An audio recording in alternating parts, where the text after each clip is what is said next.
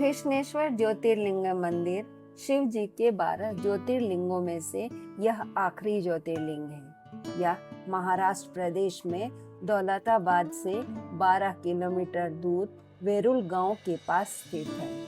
पुराणों में इस ज्योतिर्लिंग के लिए एक कथा वर्णित है।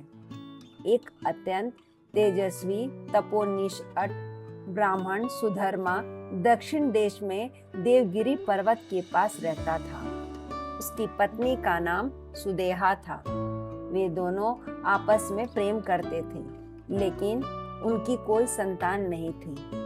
ज्योतिष गणना से यह पता चला था कि सुदेहा गर्भवती नहीं हो सकती है, लेकिन फिर भी वो संतान चाहती थी। अब सुदेहा ने अपनी पति यानी सुधर्मा से कहा कि वो उसकी छोटी बहन से दूसरा विवाह कर ले। सुधर्मा ने पहले तो यह बात नहीं मानी, लेकिन सुदेहा की बार बार की जिद ने सुधर्मा को झुका ही दिया।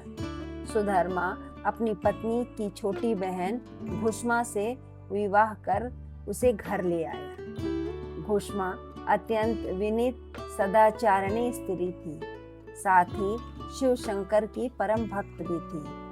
घुष्मा प्रतिदिन 101 पार्थिव शिवलिंग बनाती थी और पूरे मन के साथ उसका पूजन करती थी।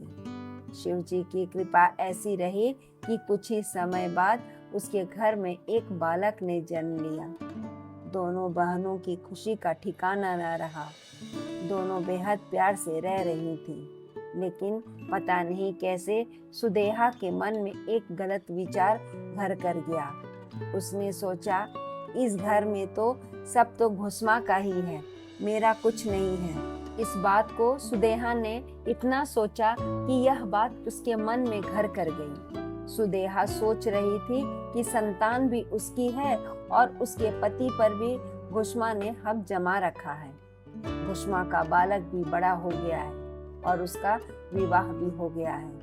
इन्हीं सब कुविचारों के साथ एक दिन उसने घुष्मा के युवा पुत्र को रात में सोते समय ही मौत के घाट उतार दिया।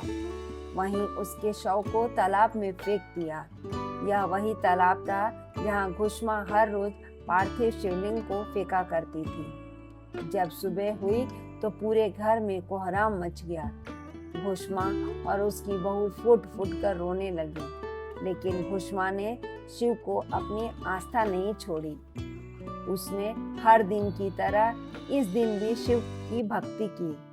पूजा समाप्त होने के बाद जब वे पार्थिव शिवलिंग को फेंकने तालाब पर गई तो उसका बेटा तालाब के अंतर से निकलता हुआ आता दिखाई पड़ा। बाहर आकर वे हमेशा की तरह घुष्मा के चरणों पर गिर पड़ा। ऐसा लग रहा था कि वे कहीं से घूम कर आ रहा हो। तभी शिव जी प्रकट हुए। उन्होंने घुष्मा से वर मांगने को कहा, लेकिन शिव जी सुदेहा की इस करतूत से बेहद क्रोधित थे और वे अपने त्रिशूल से सुदेहा का गला काटने के लिए उद्यत थे। लेकिन घुष्मा ने शिव जी के हाथ जोड़कर विनती की वे उसकी बहन को क्षमा कर दें। जो उसने किया है वे जघन्य पाप है, लेकिन शिव जी की दया से ही उसे उसका पुत्र वापस मिला है।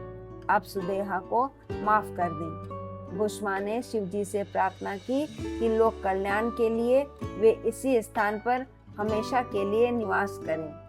शिव जी ने घुष्मा की दोनों बातें मान ली और ज्योतिर्लिंग के रूप में प्रकट होकर वहीं निवास करने लगे। शिव भक्त घुष्मा के आराध्य होने के कारण ही इनका नाम घुष्मेश्वर महादेव पड़ा।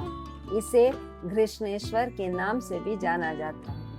परम शिव भक्त भोसले वेरुल के पटेल को श्री घृष्णेश्वर की कृपा से सांप की बाबी में से बड़ा खजाना प्राप्त हुआ था। उस धन में से उन्होंने मंदिर का जीर्णोद्धार किया और शिखर सिंगनापुर में तालाब बनवाया। बाद में भोसले परिवार में प्रत्यक्ष भोलेनाथ ने अवतार लेकर भोसले घराने का नाम रोशन किया था। गौतमीबाई, बायजीबाई और अहल्या देवी होलकर ने बाद में घृष्णेश्वर मंदिर का जीर्णोद्धार किया। 240 × 125 फीट ऊंचाई और चौड़ाई का मंदिर आज भी सुदृढ़ और सुंदर दिखाई देता है। मंदिर के अर्ध ऊंचाई के लाल पत्थर पर दशावतार के दृश्य दर्शाने वाली तथा अनेक देवी देवताओं की मूर्तियां शिल्प की गई हैं। धन्यवाद। कहानी अच्छी लगे तो लाइक करें, सब्सक्राइब करें और शेयर करना ना भूलें।